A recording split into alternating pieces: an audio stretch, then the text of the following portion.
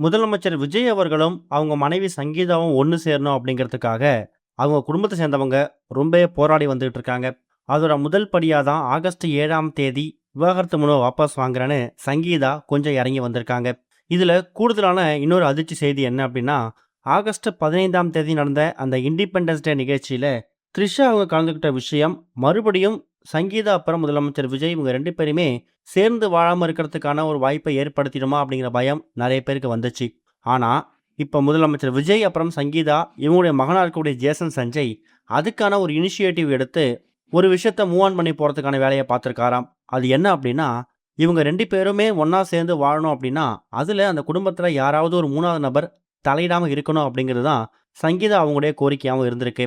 இதனால முதலமைச்சர் விஜய் அவரோட மகன் ஜேசன் சஞ்சய் எந்த ஒரு நடிகை கூட திருமணத்தை தாண்டிய உறவு இருக்குன்னு சங்கீதா அவங்க மறைமுகமா சொன்னாங்களோ, அந்த ஒரு நடிகை பொது நிகழ்ச்சிகள வெட்ட வெளியில இப்படி ஓப்பனா வர்றது கண்டிப்பா பார்க்குற எல்லாருக்கும் ஒரு அசௌகரியத்தை ஏற்படுத்தும். குறிப்பா அம்மா வந்து ரொம்ப ஹர்ட் ஆவாங்க. இதனால டைரக்ட்டா அவங்கள்ட்ட இத பத்தி பேசிடலாம் அப்படிங்கிறதுக்காக, த்ரிஷா அவங்கள்ட்ட மீட் பண்றதுக்கான ஒரு அப்பாயின்ட்மென்ட்ட ஜெயசன் சஞ்சய் கேட்டிருக்கிறதாவும், அப்படி இருக்கக்கூடிய இந்த சந்திப்புல தன்னோட அம்மா அப்புறம் அப்பா இவங்க 2 பேரும் ஒண்ணா சேர்ந்து வாழணும்னா, என்ன மாரி விஷயங்கள் தேவைப்படுது? குறிப்பா பொது நிகழ்ச்சிகள்ல, வெட்ட வெளிகள்ல ஒரு வெல் விஷரா ஒரு ஃப்ரெண்டா நீங்க வர்றது எந்த விதமான பிரச்சனையும் கிடையாது. ஆனா, இப்ப இருக்கக்கூடிய சிச்சுவேஷன்ல அந்த இடம், பொருள், ஏவல் அப்படிங்கிறது ரொம்ப முக்கியம். நீங்களும் அப்பாவோட லைஃப்ல கண்டிப்பா ஒரு மாற்றம் வரணும் அப்படின்னு எதிர்பார்க்குற நபர் அப்படின்னு தெரியும் எனக்கு. நீங்க வந்து ஒரு வெல் விஷரா அப்பாவுக்கு இருக்கீங்க. அப்படி இருக்கும்போது அம்மாவும், அப்பாவும் திரும்ப ஒண்ணு சேரணும்னா, நாங்க வந்து இனிஷியேட்டிவ் எடுத்து அந்த பிரச்சனைய சால்வ் பண்றதுக்கான ஒரு ஆரம்பத்த ஏற்படுத்தினா மட்டும் பத்தாது. நீங்களும் அதுக்கான ஹெல்ப்ப குடுக்கணும். கண்டிப்பா இது மாரி விஷயங்கள் கொஞ்சம் அவாய்ட் பண்றது பெட்டரா இருக்கும். இத வந்து நான் உங்ககிட்ட ஒரு ரெக்வெஸ்ட்டா தான் முன்வைக்கிறேன். இதுக்கப்புறம் உங்க விருப்பம் அப்படிங்கிற மாதிரி தன்னோட விருப்பத்த த்ரிஷா அவங்க கிட்ட அவங்கள நேர்ல மீட் பண்ணப்ப கிடைச்ச ஒரு சந்தர்ப்பத்துல மனம் விட்டு ஓப்பனாவே ஜேசன் சஞ்சய் ஷேர் பண்ணியிருக்காராம். கண்டிப்பா இத பத்தி நான் கன்சிடர் பண்றேன். நீ பயப்படாத. கண்டிப்பா உங்க அப்பா, அம்மா ஹேப்பியா இருந்தா எனக்கும் ஹேப்பி தான் அப்படிங்கிற மாதிரி அவங்க தரப்புல ரிப்ளையும் கொடுக்கப்பட்டிருக்குதாம். இத பத்தி நீங்க என்ன நினைக்கிறீங்க அப்படிங்கிற கருத்துக்கள கமெண்ட்ல மென்ஷன் பண்ணுங்க. இது ஒரு பக்கம் இருக்க, கவின் அப்புறம் நயன்தாரா இவங்க நடிப்புல உருவான திரைப்படம் தான் ஹாய். கூடிய சீக்கிரம் இந்த திரைப்படம் ரிலீஸ் ஆக போகுது.